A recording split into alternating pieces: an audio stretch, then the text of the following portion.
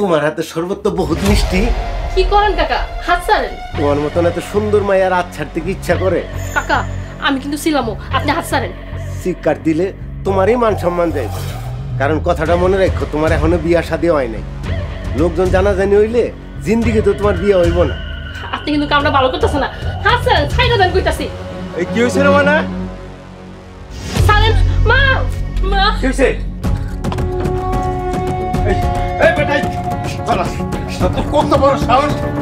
চল এই মা।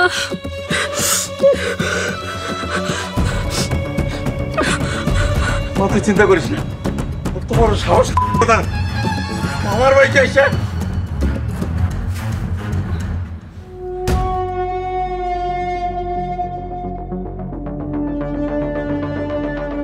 সবই তো শুনলাম, শুনে এটা বুঝলাম জলিল মিয়া কবির মিয়ার বাড়িতে গেছিল তার পাওনা টাকা উঠাইতে, কিন্তু কবির মিয়ার মেয়া জলিল মিয়ারে ঘরের মধ্যে ডাইকা আটকাইয়া বদনাম সাইতে চাইছিল, যাতে জলিল মিয়ার টাকা পয়সা দিতে না হয়, উল্টা জলিল মিয়ার কাছ থেকে যাতে টাকা পয়সা হাতাতে পারে।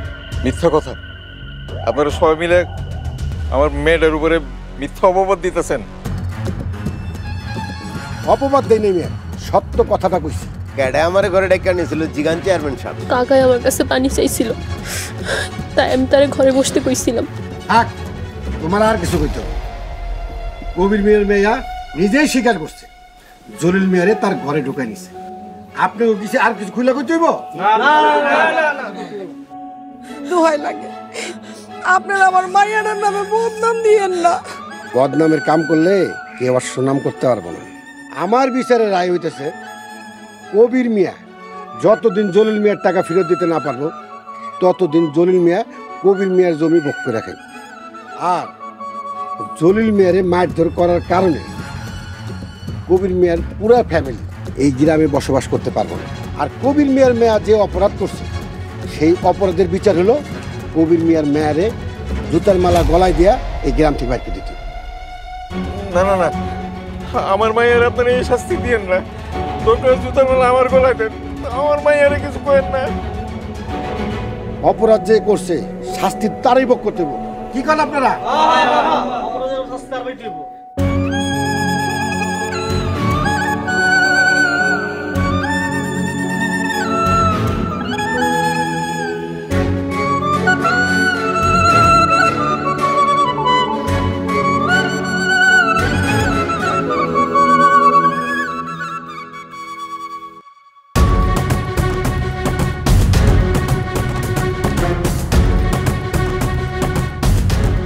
একদম ঠিক বিচার করছেন চেয়ারম্যান সাহেব।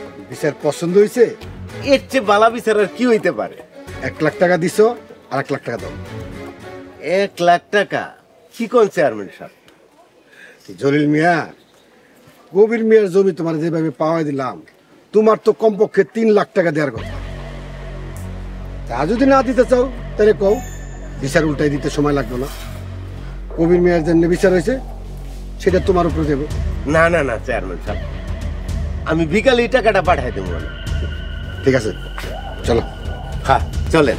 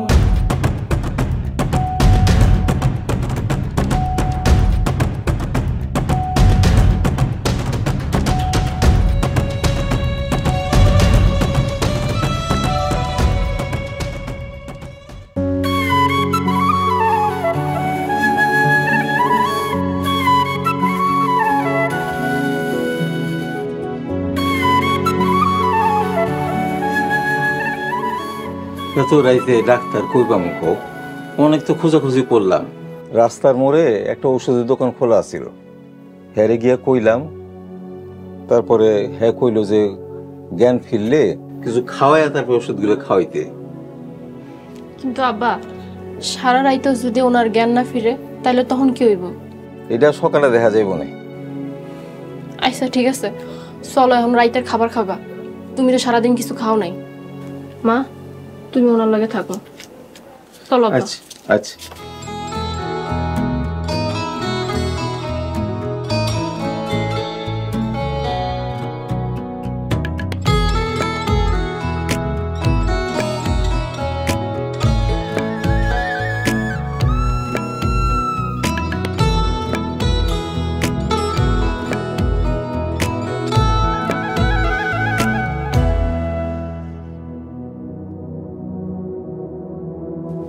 আপনার এখন কেমন লাগতেছে?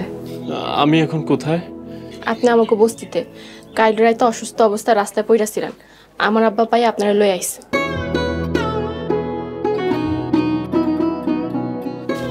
আলহামদুলিল্লাহ। কাল সারা রাত আমরা আসলে ঘুমাইতে পারিনি। কাল সারা রাত আপনার জন্য দোয়া করছি আল্লাহর কাছে, আপনি যাতে সুস্থ হয়ে যান। ময়না আর হুরমাই তো সারা রাত ঘুমায় নাই, আপনার সেবা যত্ন করছে। তা আপনি কেমন আছেন বাবা এখন? আপনারা আমাকে চিনেন না, জানেন না। একটা অপরিচিত মানুষ রাস্তায় পড়ে থাকতে দেখে একদম বাড়িতে নিয়ে আসলেন।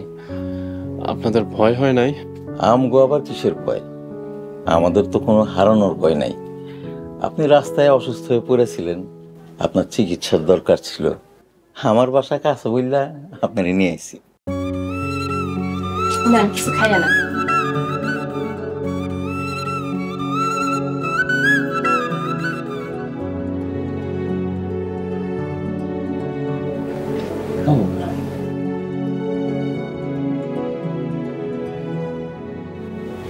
মা, উনি মনে হয় বস্তিতে কিছু খাইতে চায় না, নিয়ে যাই।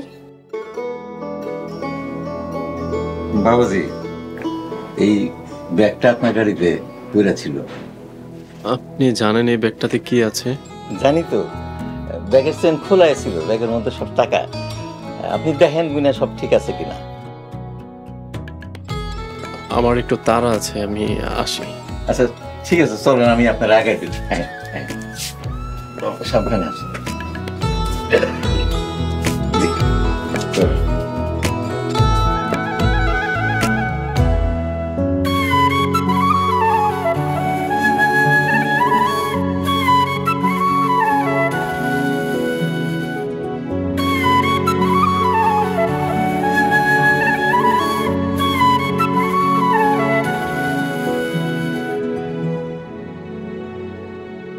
আরে কেমন আছেন? এটা তো আমার প্রশ্ন, আপনি কেমন আছেন? আমি ভালো আছি। তা এই দিকে কই যাইতেছিলেন? আপনাকে দেখতে আসলাম। না মানে আপনাদেরকে। কি কইতাছেন এটা? সেদিন আপনাদের সাথে ঠিকভাবে কথা হয় নাই, তাই আজকে আবার আসলাম আপনাদের সাথে কথা বলার জন্য। আপনি বস্তিতে আইলেন, বিষয়টা কেমন জানি লাগতেছে। আসলে সত্যি বলতে আমি আপনার হাতের রান্না খেতে আসছি। সেদিন আমি অসুস্থ থাকার কারণে কিছু খেতে পারিনি, আর আপনি সেটা নিয়ে আমাকে খুবই ভুল বুঝেছিলেন। ভুল বুঝার তো কিছু নাই, আপনি যে বস্তিতে কিছু খাইবেন না এটাই তো স্বাভাবিক। আচ্ছা এখন সব কিছু বাদ, আমি যে এখন আপনার হাতে রান্না খেতে চাচ্ছি, খাওয়াবেন না আমাকে? কেন খামো না কেন, অবশ্যই খামো। চলেন। থ্যাংক ইউ সো মাচ, চলেন। It's my pleasure.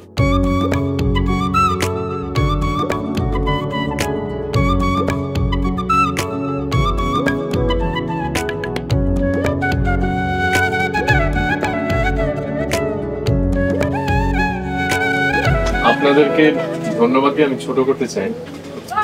আসলে আপনারা আমার জীবন বাঁচিয়েছেন, সেই ঋণ আমি কোনোদিনও শোধ করতে পারবো না। কি যে বলেন বাবাজি, জীবন বাঁচানোর মালিক তো উপরওয়ালা, আমরা তো ছিলাম মাত্র। আমি আপনাদের জন্য কিছু করতে চাই। আমি আপনাদের জন্য কিছু করতে পারলে আমার অনেক ভালো লাগবে। আপনারা যদি আমাকে একটু বলতেন আমি কি করতে পারি আপনাদের জন্য।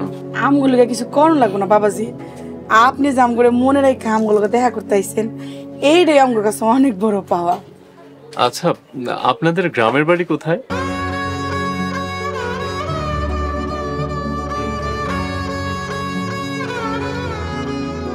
কি ব্যাপার, আমি কি আপনাদের কারো মনে কষ্ট দিয়ে ফেললাম? না না বাবা, আপনি কষ্ট দিবেন কেন? ওই গ্রামের কথা কইলেন তো, তাই একটু আবেগী হয়ে পড়ছি আর কি। কেন আপনারা গ্রামের বাড়িতে যান না? বাবাজি চাইলেও আমরা গ্রামে যাইতে পারুম না। গ্রামে যেতে পারবেন না? কিন্তু কেন যেতে পারবেন না? আমাকে গ্রাম থেকে বাই করে দেওয়া হয়েছে। সালেম, মা মা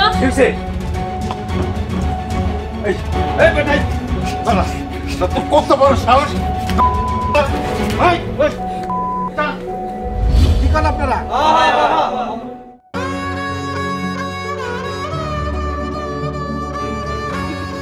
আজকে 3 বছর ধরে আমার গ্রাম থেকে দূরে।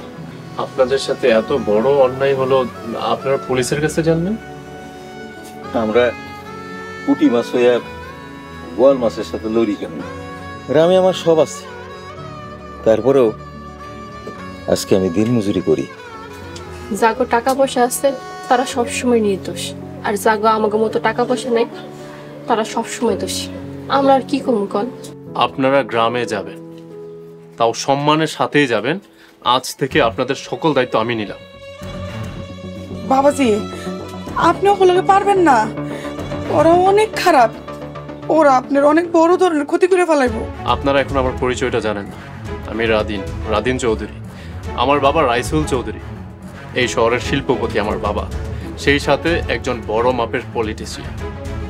ওনারা যদি বোয়াল মাছ হয়ে থাকেন তাহলে আমি হাঙ্গর। কিন্তু আপনি আমাকে লাগে এত কিছু কেন করবেন? এটা আমি আমার নিজের জন্যই করব। সমাজের ওই ধরনের কীট পতঙ্গের শাস্তি হওয়া দরকার।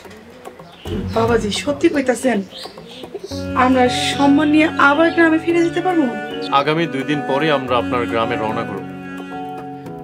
আপনাদের গ্রামের নারী নক্ষত্র জানতে একটু সময় লাগবে, সেই জন্যই সময়টা নেয়া। যুদ্ধে নামলে শত্রুর ক্ষমতা আর দুর্বলতা যাচাই করতে হয়। আজকেই আমাদের লোকজন কাজে নেমে পড়বে।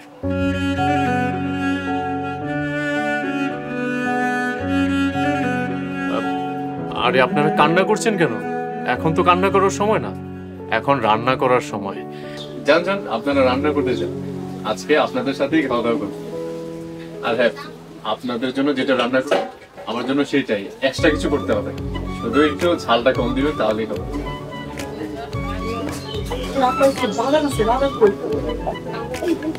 চল রান্না করি। কি রান্না করি?